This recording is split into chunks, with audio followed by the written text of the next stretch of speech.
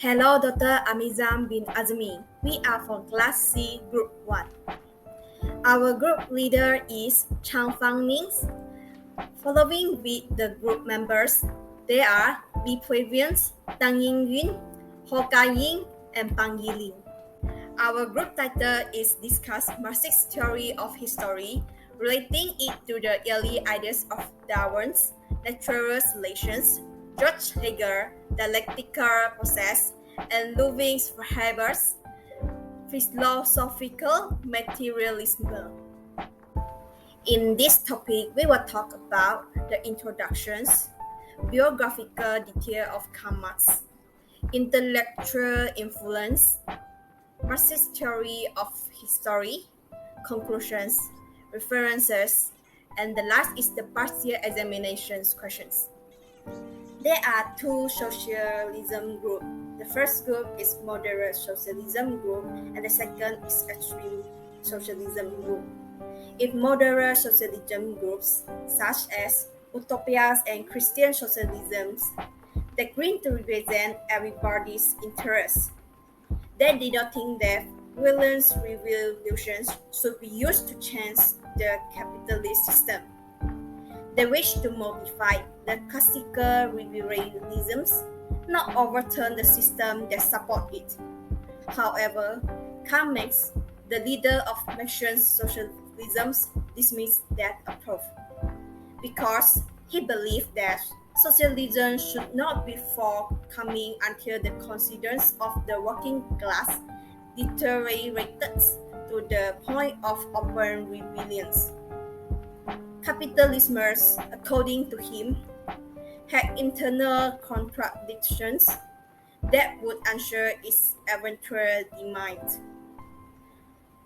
From theories of history and law of motions, Marx articulates a comprehensive critique of capitalism as well as the dialectical process by which capitalism would be overthrown. Karl Marx born in Prussia, and he is the son of a successful Jewish lawyer. He studied law, history, and philosophy at the University of Bonn, Berlin, and Jena. He received his PhD from University of Jena at 23 years old. University positions were close to Marx because of his radicalism. Then he turned into journalism, was exiled from Germany, and went to Paris, where he studied French socialism and English political economy. At there, he met his collaborator and financial supporter, which is Friedrich Engels, and they together wrote the Manifesto of the Communist Parties at 1848. In 1849, he exiled to London and spent the remainder of his life there. Marx was traumatized by illness, extreme poverty, and the death of 3 of his children in infancy. Marx continued to study, write, and organize. He wrote many articles in the New York Tribune, whose payment helped him succeed. In 1867, he published the first volume of his magnum opus Capital, Das Kapital. He died on 14 March 1883 and was buried at Highgate Cemetery in London. After his death, Engels edited his manuscript and published the volume 2 and 3 of his work. After Engels died, the remaining manuscript were left to the leading Marxists of the time, Karl Marx, who published another 3 volumes of Marx writing under the title Theories of Supply Values. I'm Chang Foong Ni, and I will continue the presentations. The intellectual's influence on Karl Marx's theory of history. As you can see on the slide there, the intellectual's influence consists of Charles Darwin's, which is the theory of valuations and the natural selections. And secondly is George Hegel's, and which is the dialectical process. And the last one is Ludwig Feuerbach. So first of all, we have the Charles Robert Darwin who born in 20 February 1909 years and passed away in 19 April 1882. And he lived in England and he was an English naturalist biologist that was best known for his contributions to the evolution theory and the natural selection process. Charles Darwin was born into a wealthy family as the fifth of 6 children, and he studied in medicals in the University Edinburgh in 1925.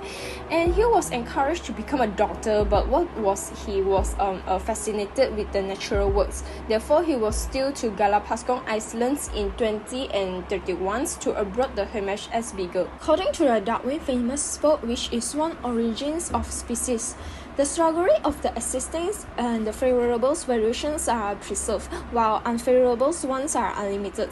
So the natural selection is the process by which the species that successfully adapt to their changing natural habit thrive, and plus the extinctions which occurs for the species that do fail to evolve and reproduce, and equal to the variations of species which drive by the survivals and the adaptations of the most responsive and adaptive individual to changes in the natural world. They also observe and collect the evidence to support this idea about the half-life changings over the times, such as how a monkey can become a human after a long time. Next, the roots animals and plant communities are dynamic rather than static.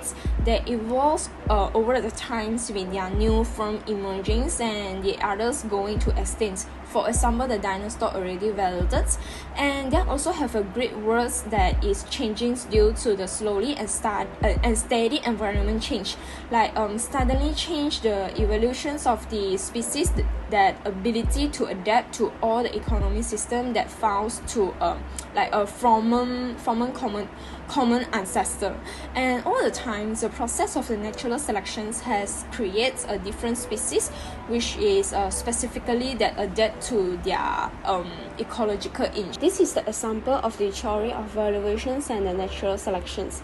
The process of the natural selections can break down into the several key components. The first of there is the inheritance variations between the populations, which is the result of the genetic differences and that can pass down from parents to their offsprings. Like in the picture, there is 2 butterflies which is yellow and brown colors, like the butterfly with genetic differences. And secondly is the competitions between the populations, since there is more offsprings that are produced than the environment can support. Like in the pictures, the mother of the butterfly birds, which called larva, so the larva started to competitions to survive. And the third is the selections, whereby certain individuals are more likely to survive and reproduce due to the environment pressures. Like in the picture, the environment pressures for the larva is the birds that which will eat them. And the fourth is adaptations that occur as an individual with a beneficial traits are more likely to survive and pass their traits to their offsprings. Like in the pictures, the larva has their past sprigs from their mothers to protect themselves to avoid getting eaten by the birds.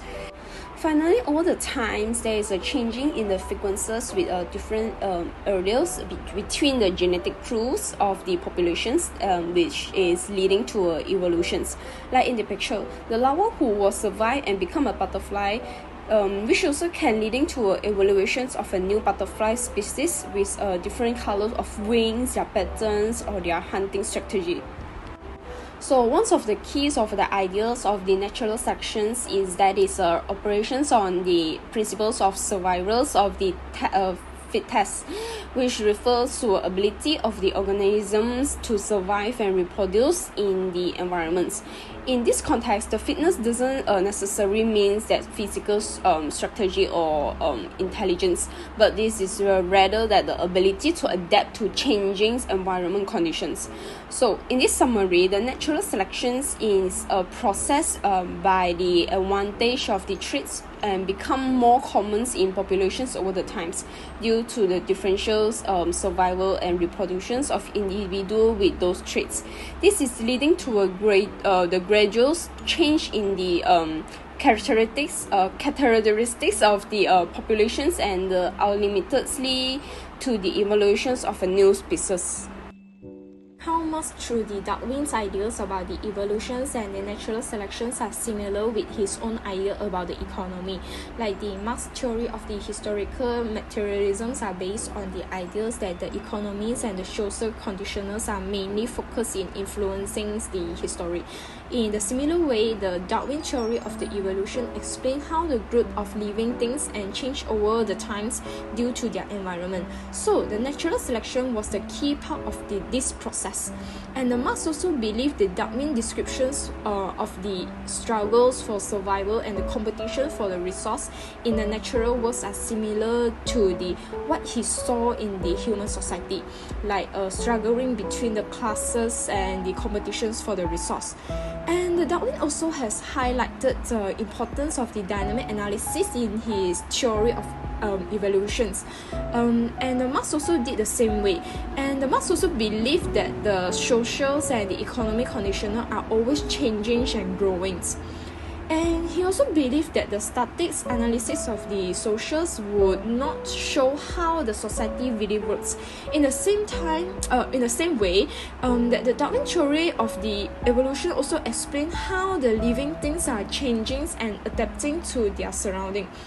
So what I'm going to say is, over the role, the Marx through the Darwin's idea give a specific foundations for his own ideas about how history changing and how the economy and the social conditioner to the society.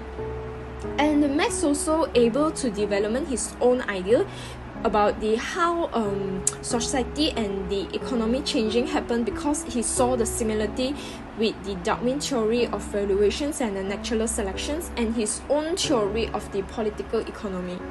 Darwin ideas about the evolutions and the natural selections that made by Marx, even they are more sure that the dynamic analysis is the best way to understand the society. But the Marx also true that the society was always changing and growing, and he also thought that the statistics looks at the society would not give us full clearly pictures of how it works. And the Darwin theories of valuations also have points out that the living things are always changing and adapting to their surroundings. The Marx also believe that the social and the economic conditions are always changing and evaluating the dynamic analysis that is needed to understand how does the changings affect the society was stringent by this way to looking at the evolutions. And also, the Darwin also focused the roles of the competitions and the struggles for the survivals in the natural world, and make the Marx also even more sure that the class struggles and the competitions for the resource are driving to the force in the society. Marx also true that the fightings between the working class and the capacity class was a key part of how society changing and growing over the time. So in the short, the Darwin theory of the valuations and the natural selection that made by Marx even more sure that the dynamic analysis is needed to understand the society. And the Darwin also focus on how the living things they are always changing and adapting to help to support their Marx ideas in that the society is always changing and that the statics analysis would not give us fully pictures on how the society works. Next is George Hegel. His full name is Georges Wilhelm Friedrich Hegel, and he born in 2017 August in 1770 in Germany, and he passed away in age of 61. He attends to a started grammar school from the age of 7 years old until 18 years old. He continued to study the theology in the Tübingen University. And after he graduates, he became a professor in the University of the Heidelberg. And he also appointed as a professional of philosophy in the University of Berlin in 1818 as a position that he holds until his Hegel process. Thesis will give a race antithesis, which is the original statements of an ideal, and transfer to the antithesis, which is arguments to challenge the previous thesis of a new details. And then after that, they will continue to synthesis, which is a new argument from the existing resource. typically they resolve the appearance that contractions between the thesis and antithesis. So there is a 3-step of process, and in which is an thesis, antithesis, and synthesis, and become a new thesis. Marx also agree with the Hegel dialectical process, which is a 3 process, which is the thesis, antithesis, and synthesis. And because the Marx also believe the dialectical process would explain how the worker would overthrow the ruling class and set up a new ways to making things. For example, those in labels would realize that how they are being used and abused, and it would develop a new revolutionary mindset, and that will help them to throw over the dominant class.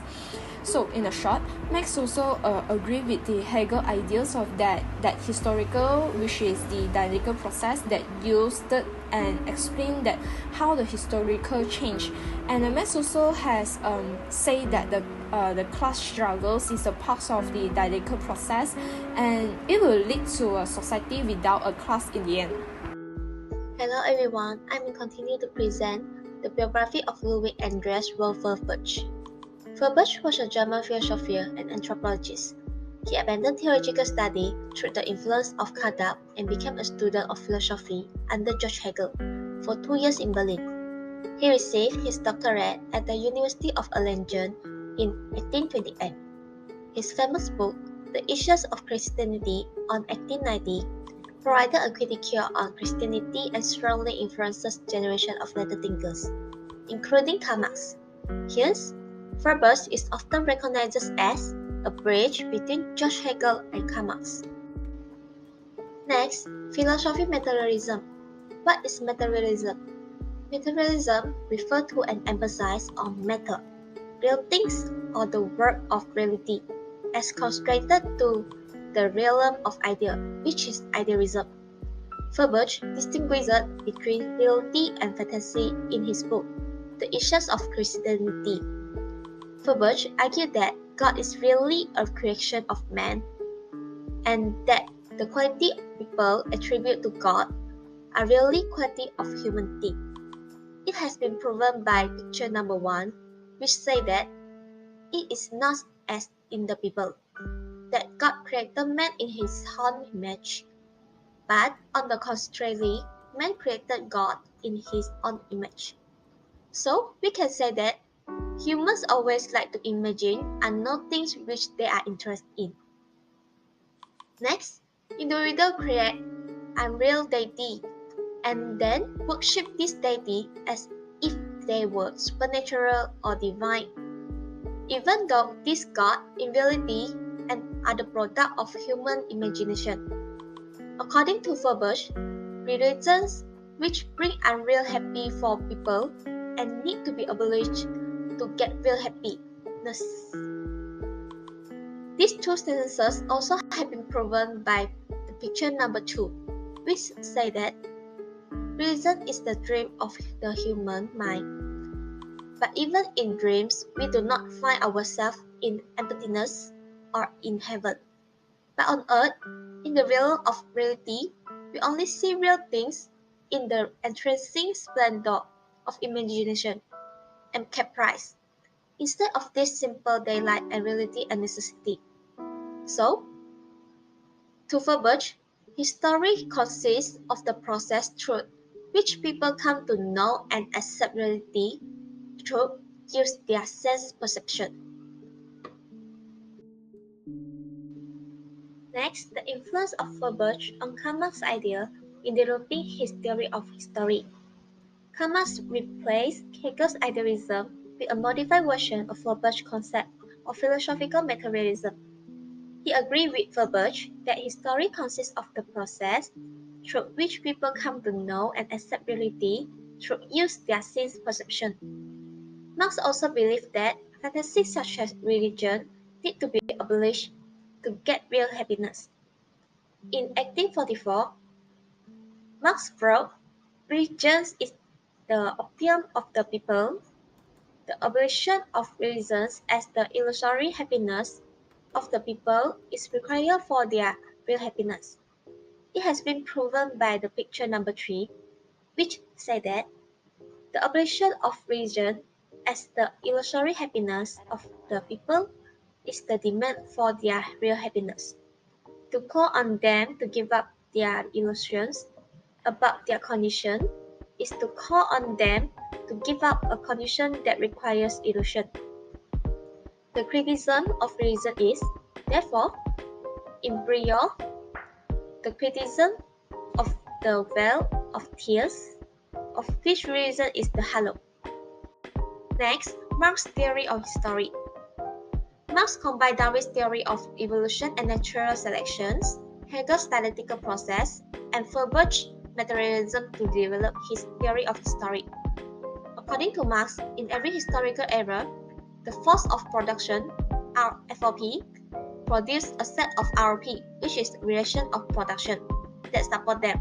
However, FOP and ROP are contradictory. So now look at the figure below. The meaning of ROP is the sum total of social relationships that people must enter into in order to survive, to produce, and to reproduce their means of life, such as rule, property, relationship, social relation among people. While FOP means a term used in political economy that refers to the physical means and technique of production to which labor add value and transform capital into product and for sales, such as technology, type of capital, skill, level of labor. The ROP is the class of ruling class, while FOP is production class. ROP is statistic, while FOP is dynamic and continuously changed, and both of them are mode of production called base. So for Marx, history is a process to which the statistic ROP come into eventual conflict with the dynamic FOP. Conflict revolutionizes the system so that new ROP permits the higher development of the FOP. The mechanism for overthrowing all society is the class struggle. The class struggle means a conflict between different social classes, especially the conflict of interest between the worker and ruling class in a capitalist society, regarded as inevitably violent. Next, the difference between relation of production, ROP, versus superstructure. The ROP were reinforced by the superstructure. The example for ROP is role, property relations, social relations among people, while superstructure is art, philosophy, religion, literature, music, and political thought. Superstructure refers to the social institution, political structure, and society governing apparatus. Superstructure reflects the ruling class's interests and justify how the base operate and defends the power of elite. All elements of the superstructure maintain the status quo. Status quo is the Latin phrase in the sociological sense. The status quo refers to the current state of social structure or value. For example, the move of largest manufacturing company from Europe and United States to Asian and African countries in the 20th century. They relocated to low-cost labor countries to maximize profit and maintain high growth rates. That's all for me. Thank you. Hello everyone, I will continue to present the theory of the historic 6 steps of society development. Karl Marx saw about the society evolving through 6 steps. The first step is primitive communism. In this step, there was little to not class conflict since resources were shared equal among the members of the society. The second step is slavery. Class conflict emerged between slave and slave owners. The third step is feudalism. Class conflict was expressed through through the exploitation of serf by landowners and through the present uprising. The next step is capitalism. Class conflict is expressed through the exploitations of the workers by capitalists through the structures over wages, working conditions, and distribution of wealth and powers. Workers often engage in collective actions such as labor strike to challenge the power of capitalists. The next step is socialism. In socialist society, the means of product would be collective owners and democratically controlled. However, they may still some conflict between the group within society, such as between workers and different industry or between workers and managers. The next step is communism. In a communist society, Marx believed the class conflict would be larger eliminated, since there would not be private property or class distinctions. This will evolve a fundamental transformation of social and economic reactions and the evolutions of many of the institutions and practices that have previously been used to maintain the class distinctions, such as the legal system and the military. Next, we'll talk about the first step, primarily communism. This is an early step because in this step there are not antagonistic classes, not exploitations, and not class structures. In this society, there was a lack of private property and resources were shared communally. Individuals was value of their contribution to the community and decision were made collectively through the consensus-based decision-making process. The efficiency of product was very low, and thus workers could not consistently produce surplus beyond the substance needed by themselves and their dependents. They work together to survive as they are not energy to exploitations. For example, the society of Native America before arrival of Europeans. This step will replaced by the next step. The next step is slavery. In this step is beginning to class society as it become profitable exploitations and class conflict between slave owner and serf. Workers were able to produce more than their need for a living as a production efficiency increased. Agricultural sector become better. People learn to cultivate plants and rear the animals on the largest enough scale to support the large populations. Slavery has been used of a variety of purposes, include labors in agriculture, mining, and manufacturing. In history, slavery has been practiced by many societies around the world, including ancient Greece and Rome, the ancient European and European colonial powers, amongst others. For example, slavery plays a significant role in the development of the United States, where ancient Africans was used to build a country's agricultural economics, particularly in the southern states. Slavery permits a high development of the productivity force of society, but slavery was not the most highly motivated workers because they are ensure individual for force of work without any personal incentive and reward.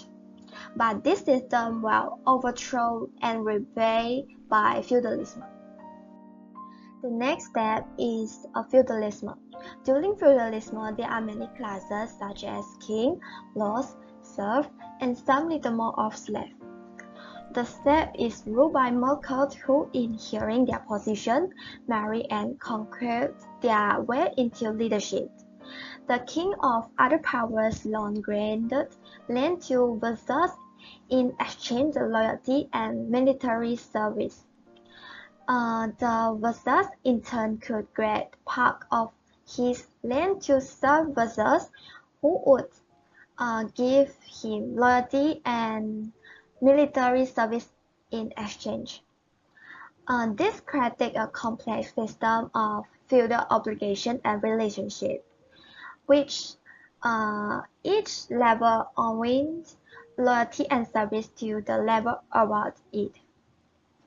Marx stated that the feudalism step is unique because the exploitation of the serf is more clearly visible.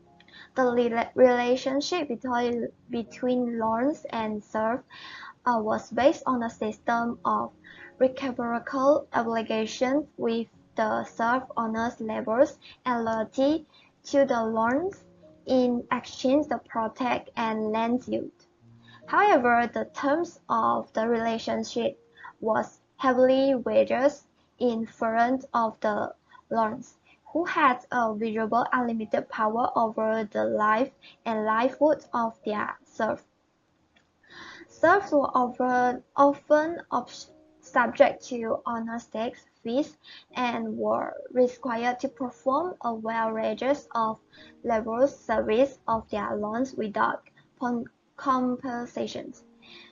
In short, the feudalism brought a higher development of society force of production, but it had still had conflicts on the between the serf and the lords, and this system finally limited further progress, and it was overthrown and suppressed by capitalists.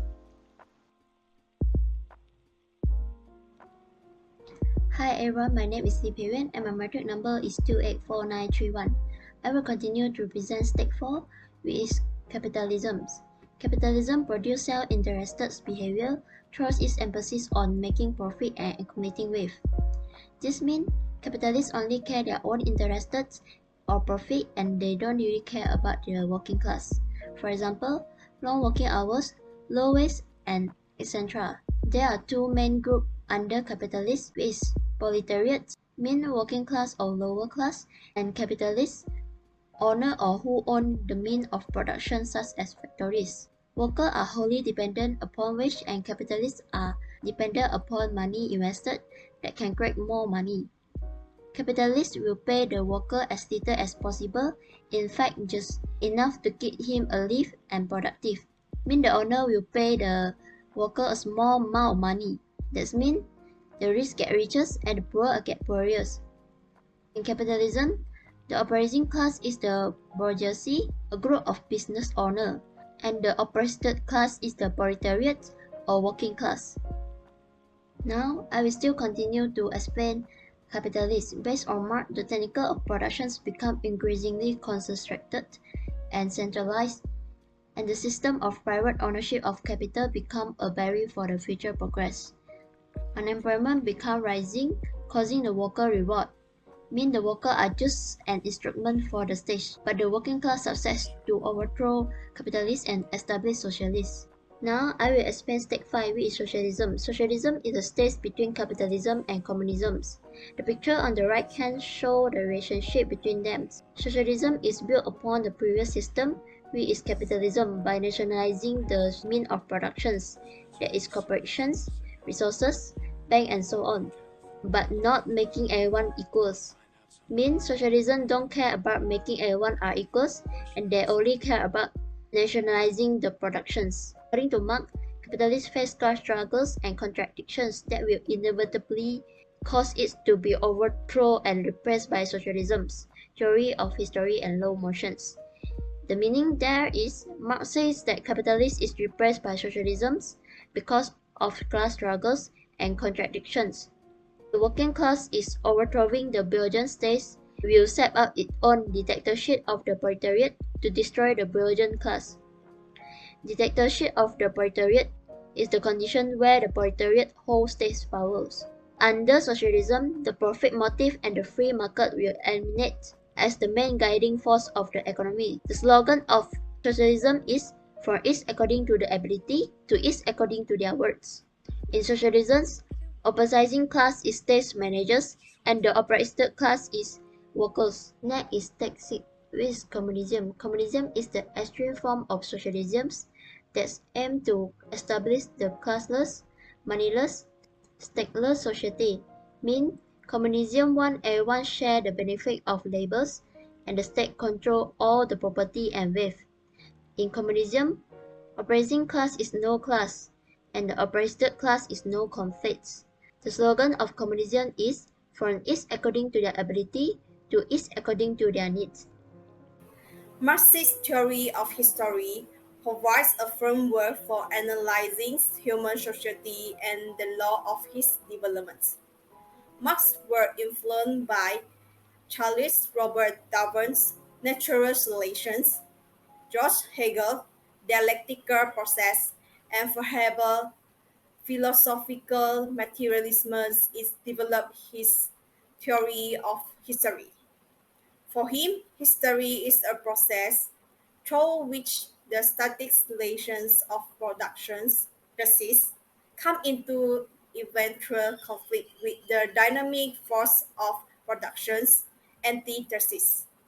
Conflict revolutionizes the system so that the new relations of productions, synthesis, and the new thesis permits the higher development of the force of productions. The mechanisms of overthrowing all societies in the class struggle.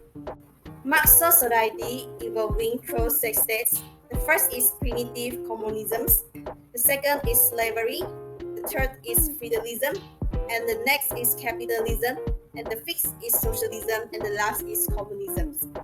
In the first stage, which is primitive communism, there are no classes between oppressing class and oppressed class. This is because in this mode of productions, all were equal and have equal access to force of productions, and society was a hunting-gathering society. In the second stage, which is slavery, they have the class between the oppressing class, which is slave owners, and the oppression class is slaves.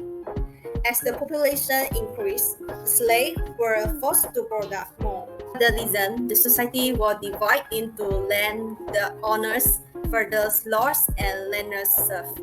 Land was controlled by the landowners and was the center to the economic activity. Serfs was forced to contribute on the land and have to pay the tax and service. For the next stage, which is capitalism, bourgeois is the oppressing class and the proletariat is the oppressed class. In socialism, the state managers control the worker to produce more. The last stage is communism. This is the final mode in which forces of production will be communally owned, as workers will renounce their roots and everyone will carry on his or her own creative pursuits. There will be no class in this society. It will be the last mode of production as the contradictions and the class struggles will be resolved in this mode.